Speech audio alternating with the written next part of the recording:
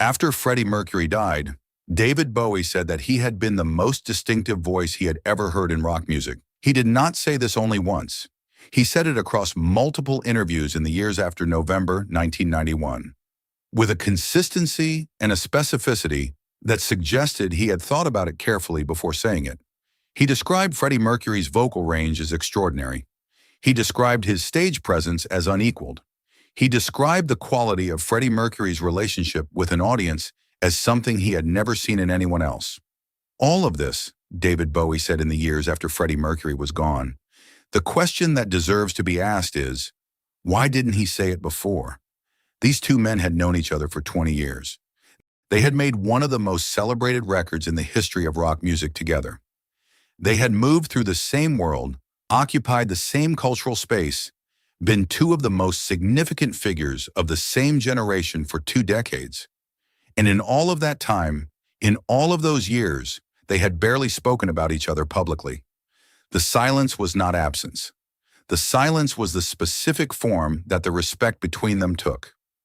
And this full speaking, the saying of everything, came only after one of them was gone.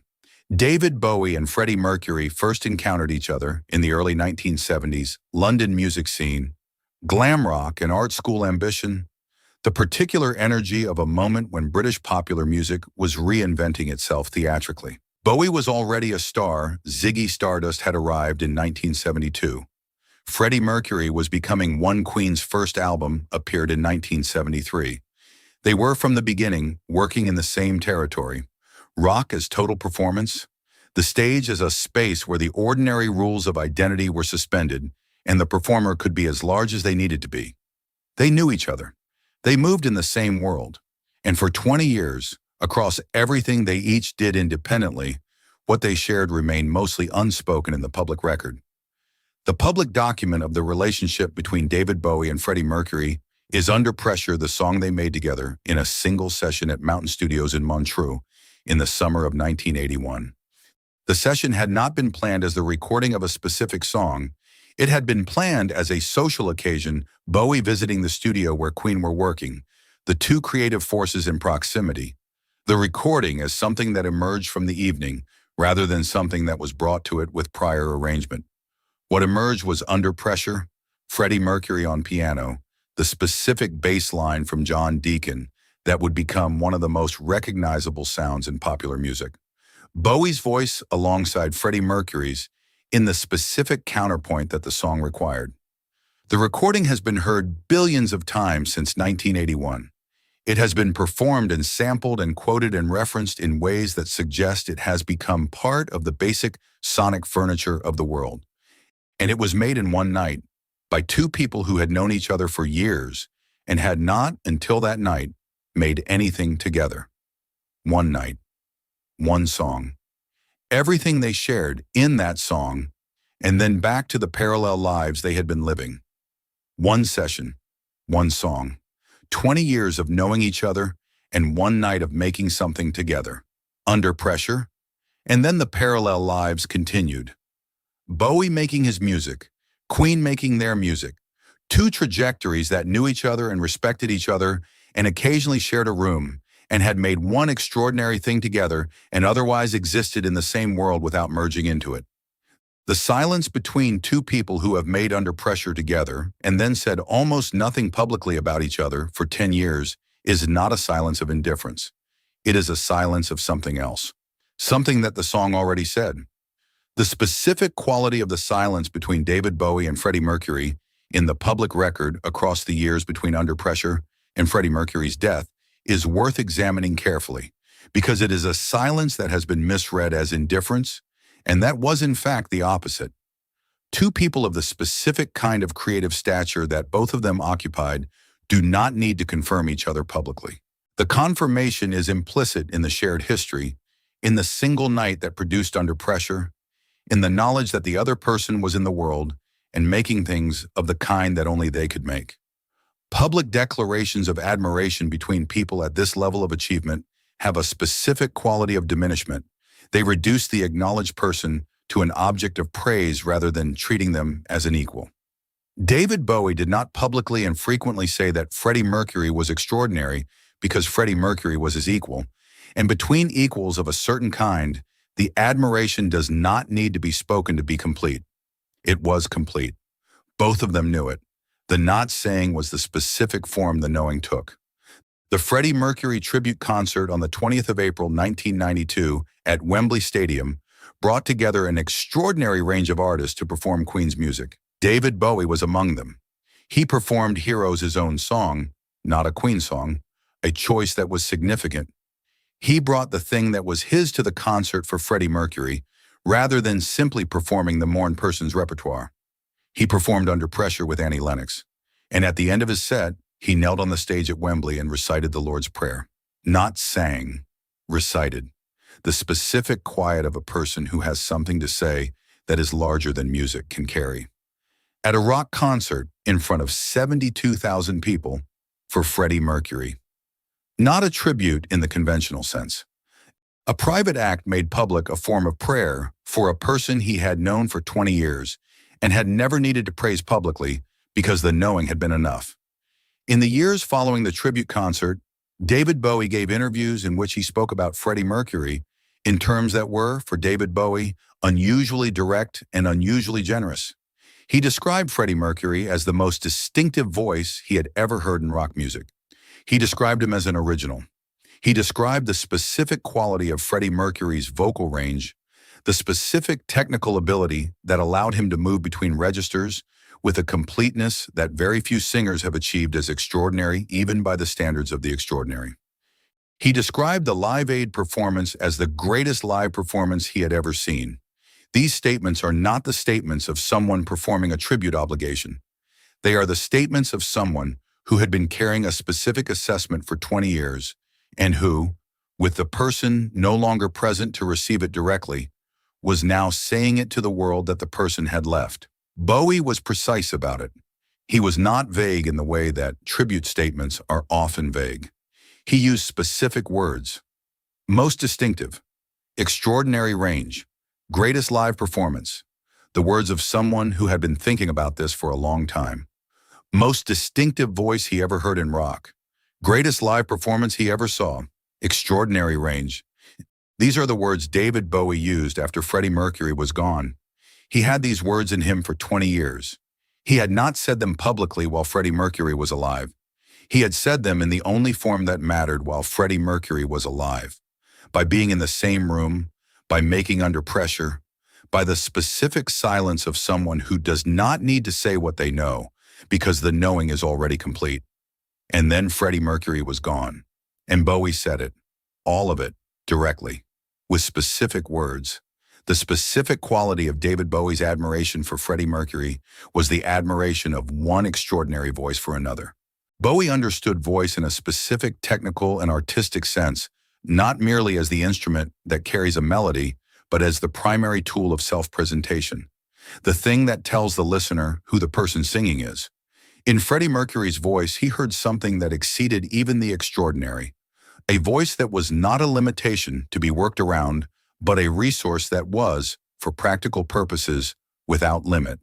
The range, the control, the specific quality of a voice that could be intimate and fill a stadium simultaneously without losing the intimacy in the filling. Bowie heard this. He understood exactly what it was.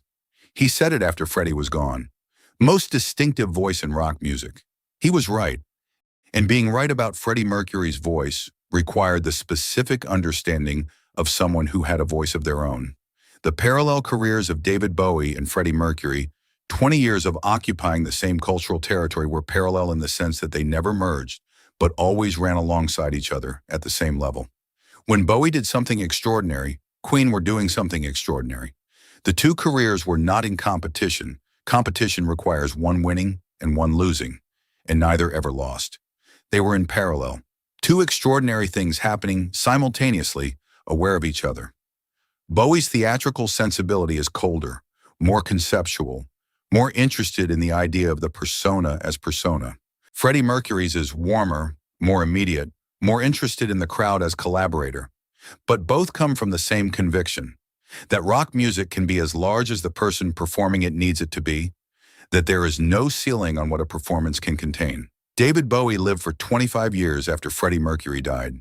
He continued to make music outside, Earthling, Heathen, Reality, The Next Day, and at the very end, Black Star.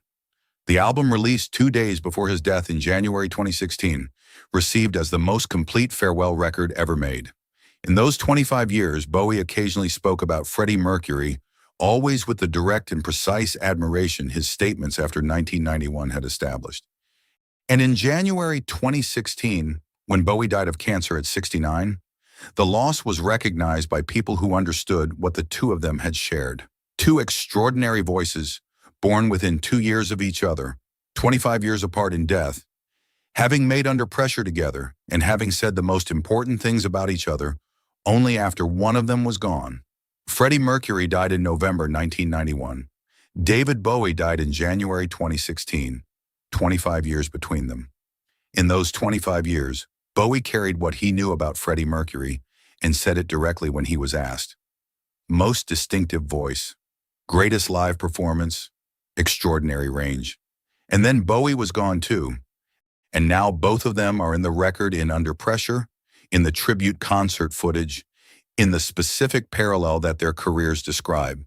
Two extraordinary voices from the same generation. The world heard both of them. And the things they most needed to say about each other were said only after one of them was no longer there to hear it.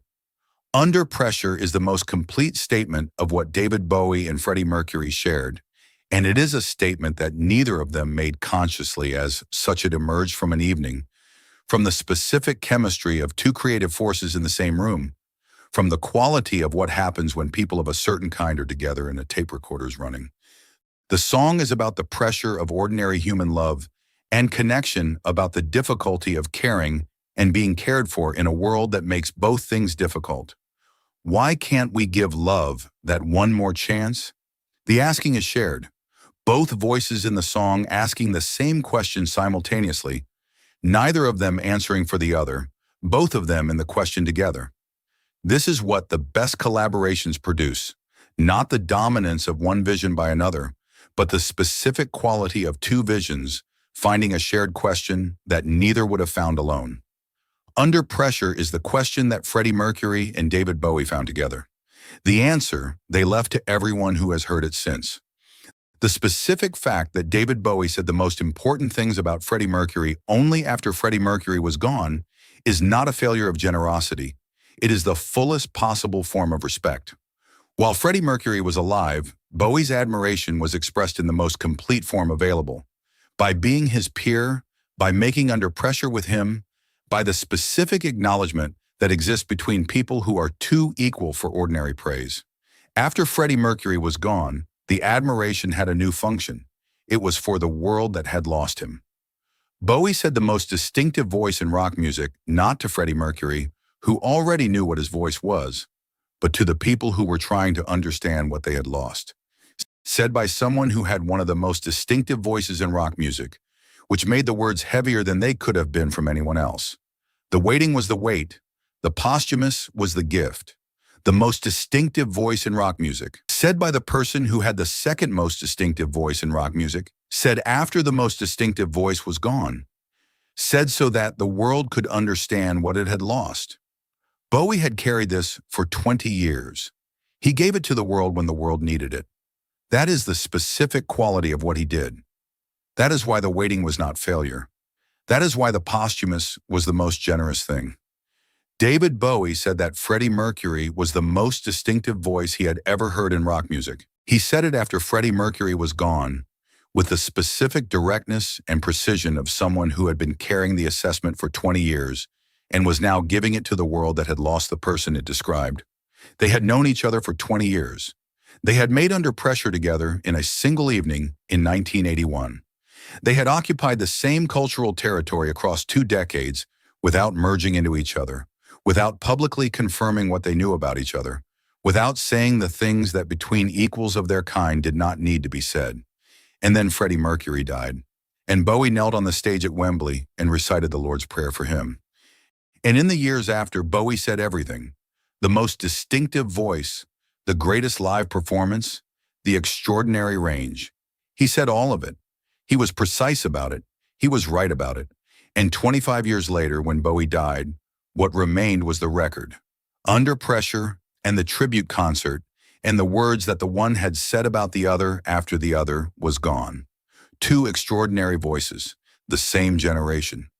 One night in 1981 when they made the thing that said what they shared, and everything else said only after.